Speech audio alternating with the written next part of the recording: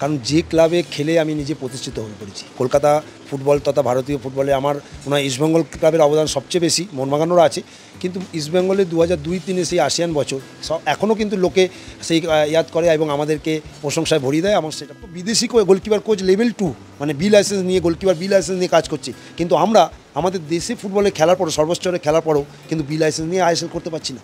এই কারণটা করব আমার যে আমি যদি এই মানে দায়িত্ব পাই সেই দায়িত্ব পূরণ করার চেষ্টা করব এবং আশা করব আমার যে অ্যাডভাইস আমার যে অভিজ্ঞতা যে ভান্ডার আছে সেই যদি অভিজ্ঞতা আমি শেয়ার করতে পারি ইস্টবেঙ্গল ক্লাবে আগামী দিনে সাকসেস আসতেই পারে, আমার অন্তত গোলকিপার ডিপার্টমেন্টটা ভালো হতেই পারে, এটা আমার আশাবাদী।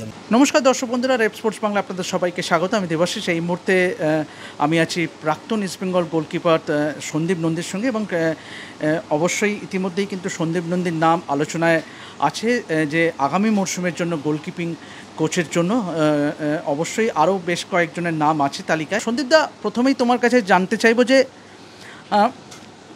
কতটা সম্মানের হবে যদি if you get an opportunity to be the goalkeeper coach of East Bengal? দেখো, এটা তো সম্মানের কিনা বলা, এটা তো আমার বলার অবকাশ রাখে না, কারণ যে ক্লাবে খেলে আমি নিজে প্রতিষ্ঠিত হয়ে পড়েছি। কলকাতা ফুটবল তথা ভারতীয় ফুটবলে আমার ওনার ইস্টবেঙ্গল ক্লাবের অবদান সবচেয়ে বেশি, মোহনবাগানেরও আছে, কিন্তু ইস্টবেঙ্গলে 2002-03 সেই আসিয়ান বছর এখনও কিন্তু লোকে সেই ইয়াদ করে এবং আমাদেরকে প্রশংসায় ভরিয়ে দেয়, আমার সেটা ভালো লাগে। সেই মাত্রাটা একটা অন্য মাত্রা। সেই ইস্টবেঙ্গল ক্লাবে যদি আমি অ্যাজ এ কোচ হিসাবে আমি পদার্পণ করতে পারি, এর চেয়ে তো ভালো আর কিছু হতে পারে না। আর সবচেয়ে বড় কথা, যেটা দীর্ঘ দিন ধরে ইস্টবেঙ্গল ক্লাবের যে সাকসেস নেই, আমাদের সময়ে যে সাকসেসটা ছিল তারপরে আর নেই, সেই হাহাকারটা সেটা কিন্তু আমাকেও দুঃখ দেয় অ্যাজ একটা প্রাক্তন ইস্টবেঙ্গল প্লেয়ার হিসাবে। তো যদি আমি ইনভলভ হতে পারি এবং সেটা আবার হাওয়াটা যদি ঘুরতে পারে, এর চেয়ে তো ভালো কিছু আর হতে পারে না। তো দেখবে আমাকে বিভিন্ন জায়গায় কোচিং করতে হচ্ছে। আজকে আমাকে ফ্যামিলি ছেড়ে আমাকে অ্যাজ এ মানে প্লেয়ার মতো আমাকে বাইরে গিয়ে কোচিং করতে হচ্ছে। সেখানে আমরা একটা হয়তো মিডিওকার টিমের মতো কোচিং অনেক করতে হচ্ছে, আই লিগে করতে হচ্ছে। আইএসএল মাত্র 1 বছরই করি, নর্থ ইস্টে 2019-এ নর্থ ইস্টে, তারপরে কিন্তু আইএসএল আর আমরা পাচ্ছি না।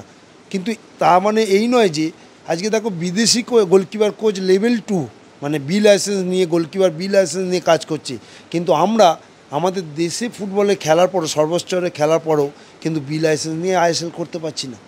এই কারণটা অজানা। তো আমি আমার নিজের দৃঢ় বিশ্বাস আছে যে যেমন প্লেয়ার হিসাবে আমি প্রথম জীবনটা স্ট্রাগল করেছি, কোচিং জীবনটাও আমি স্ট্রাগল করছি প্রথমে, কিন্তু অ্যাট দ্য এন্ড আমি সার্ভাইভ করবো এবং টপ লেভেলেই কাজ করব, সেই বিশ্বাস সেই আত্মবিশ্বাস আমার আছে। সন্দীপ নন্দীর কাছে কত বড় চ্যালেঞ্জ থাকবে যদি ইস্টবেঙ্গলের অফারটা, ইস্টবেঙ্গল যদি তোমাকে মনোনীত করে অ্যাজ গোলকিপার কোচ? দেখো, ওই বললাম যে চ্যালেঞ্জিংই জীবন, হ্যাঁ, যে যা প্লেয়ারই বলো কোচিং বলো সবটাই স্পোর্টসের লাইফটাই কিন্তু প্রতিদিনই এটা কিন্তু একটা চ্যালেঞ্জ নিতে আমরা ভয় পাই না। অ্যাজ এ প্লেয়ার হিসাবেও আমি কিন্তু চ্যালেঞ্জ নিয়েছি, সব জায়গায় সেই চ্যালেঞ্জকে ওভারকাম করে সাকসেস পেয়েছি। তো কোচিং জীবনটাও আমার কাছে চ্যালেঞ্জ। তো অবশ্যই চেষ্টা করব আমার যে আমি যদি এই মানে দায়িত্ব পাই সেই দায়িত্ব পূরণ করার চেষ্টা করব এবং আশা করব আমার যে অ্যাডভাইস আমার যে অভিজ্ঞতা যে ভান্ডার আছে সেই যদি অভিজ্ঞতা আমি শেয়ার করতে পারি ইস্টবেঙ্গল ক্লাবে আগামী দিনে সাকসেস আসতেই পারে, আমার অন্তত গোলকিপার ডিপার্টমেন্টটা ভালো হতেই পারে, এটা আমার আশাবাদী আমি এটা। সন্দীপদা, অবশ্যই অ্যাজ অ্যান এক্স প্লেয়ার বাইরে থেকে তুমি যদি ইস্টবেঙ্গলের পারফরমেন্সের কথা বলো, আমি গোলকিপারের জায়গায় তোমাকে প্রশ্ন করছি, যেহেতু তুমি নিজে গোলকিপার ছিলে। প্রভসুকান গিল প্রমিসিং হলো, কিন্তু গত মরশুমে এমন কিছু মাঝে মাঝে ভুল করেছে যে দলের জন্য ভরাডুবি ডেকে এনেছে। তো এই তোমার কি মনে হয় যে কনসিস্টেন্সি বিশাল কেইত দেখিয়েছে বা ঋত্বিক তিওয়ারি এফসি গোয়াতে দেখিয়েছে বা অন্যান্য দলে, সেক্ষেত্রে প্রভসুকান গিল সেই প্রত্যাশাটা পূরণ করতে পারেনি, বা তুমি ওভারঅল কীভাবে অ্যানালাইজ করবে প্রভসুকান গিলের পারফরমেন্সটাকে? তো এই বছর বেশ কিছু ভালো ম্যাচ খেলার পাশাপাশিও খারাপ ম্যাচও হয়েছে। তো আমি বলি আমাদের সময় গোলকিপার দেখো একটা খারাপ ম্যাচ যায়, একটা দিন মানে ব্যাড হতেই পারে, কিন্তু আমরাও আমাদের ফুটবল কেরিয়ারে আমরাও অনেক বাজে ম্যাচ খেলেছি, কিন্তু আমার কাছে একটা ভালো গোলকিপারের সংজ্ঞা এটাই হচ্ছে যে তার ধারাবাহিকতাটা কতটা, সে পার্সেন্টেজ অফ ব্যাড ম্যাচ খেলার কতটা তার পার্সেন্টেজ রয়েছে সেইটা দেখতে হবে। যদি মানে আমি পুরো ডেটা কিন্তু আমি রাখিনি, হয়তো যখন আমি যদি সামনে পাই তাহলে কিন্তু আমি হয়তো বলতে পারবো। এর অনেক কারণ হতে পারে। এখানে দেখো পাশাপাশি দেবজিতের মতো কিন্তু একটা এক্সপিরিয়েন্স গোলকিপার, যাকে আমরা কিন্তু অলরেডি প্রুভড, সে আইএসএলে প্রুভড, সে এটিকে মোহনবাগানকে কিন্তু চ্যাম্পিয়ন করার হাত তার আছে, এবং সেই ইস্টবেঙ্গলেও কিন্তু বেশ কিছু ভালো ম্যাচ খেলে আছে। তো পাশাপাশি যখন এটা একটা হেড কোচ এবং গোলকিপার কোচের একটা সমন্বয় বলতে পারো, সবসময় আমি যেটুকুনি জানি দেবজিৎ চান্সই পাইনি। তো সবসময় একটা গোলকিপারকেই চান্স দেওয়া হচ্ছে, কিন্তু আমার প্রিন্সিপালে কিন্তু এটা নয়। কারণ আমি যখন খেলতাম তখন সেই খেলার অভিজ্ঞতা থেকে বলছি, আমার কিন্তু সব ম্যাচ খেলার ইচ্ছা জাগতো না। আমি মেন্টালি যতটা বুস্ট হতে পারতাম টাফ ম্যাচে, হয়তো লুজ ম্যাচে আমি নিজেকে বুস্ট করতে পারতাম না। তো আমি সেইখান থেকে এক্সপিরিয়েন্স নিয়ে আমি বলছি, আজকে আমার স্কোয়াডে 3টে কি 4টে গোলকিপার, আমার অলরেডি একটা গোলকিপারের উপর ফোকাস করলে হবে না।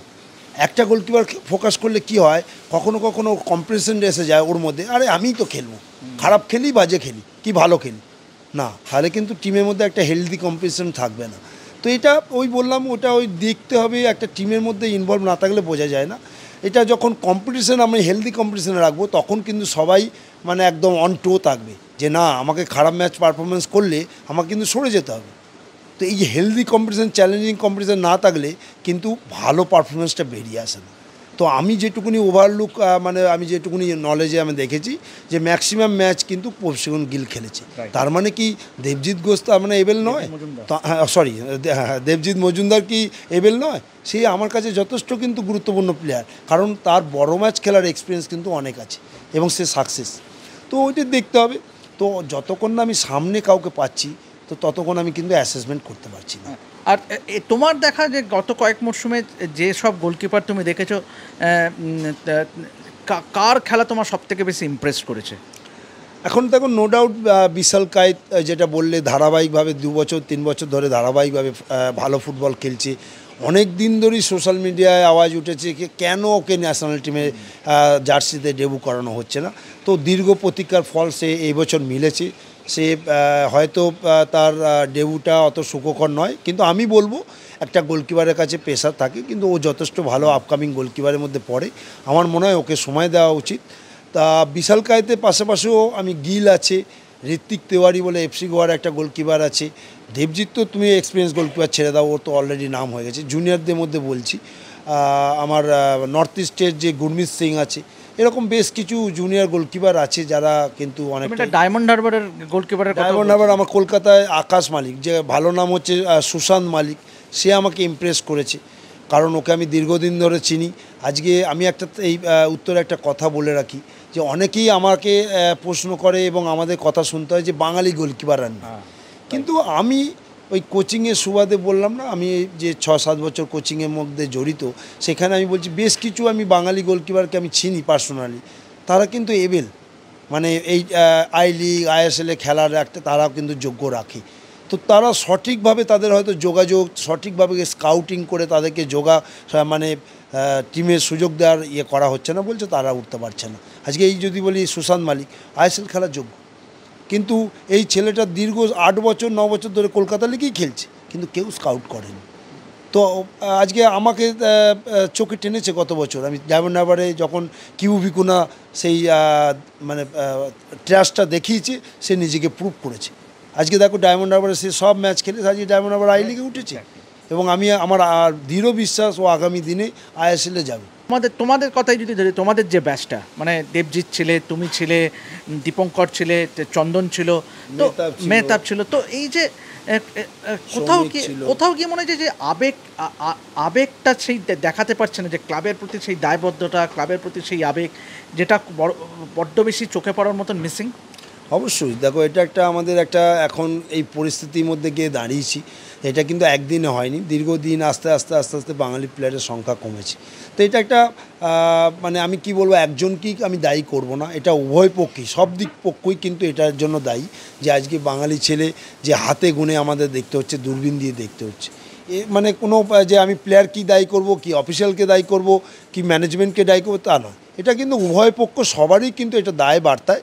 তো এইটা একটা কারণ একটা বাঙালি ছেলের কারণ সেই মোহনবাগান ইস্টবেঙ্গল মোহামেডানের কালচারটা জানে। আজকে তাকে যখন পাড়ায় কোথাও বেরোতে হয় তাকে কিন্তু 10টা কথা শুনতে হয়, তার সেখান থেকে কিন্তু ফিলিংসটা তার আসে। তো সে জানে যে ওই জায়গাটা ওভারকাম করতে গেলে আমাকে কিন্তু ভালো খেলা ছাড়া কোনো গতি নেই, কারণ নাহলে আমাকে দিনের পর দিন হয়তো ফ্যামিলিতেও আমাকে কথা শুনতে হবে। তোমার এরকম কোনো অভিজ্ঞতা হয়েছে যে তুমি খারাপ ম্যাচ গেছে তোমার সমর্থকদের তীব্র মানে বিক্ষোভের মুখে পড়েছো বা এরকম কিছু অভিজ্ঞতা গেছে? অবশ্যই, তবে সৌভাগ্যবশত আমার যে 8 বছর যে মোহনবাগান ইস্টবেঙ্গলের কেরিয়ার, সেখানে আমি খুব রেয়ার মানে একটা ম্যাচের কথাই আমার মনে পড়ে। যেমন আমি বলছি যে মানে খারাপ ম্যাচ, বড় ম্যাচ আমি ম্যাক্সিমাম হয়তো ভালোই খেলেছি কি ওভারঅল মানে পাস মার্ক নিয়ে পাস করেছি। একটা মানে স্মৃতি একটা আছে 2010-এ মর্গানের সময় কলকাতা লিগের ম্যাচ, মোহনবাগানের এগেনস্টে একটা বাজে গোল খেয়েছিলাম।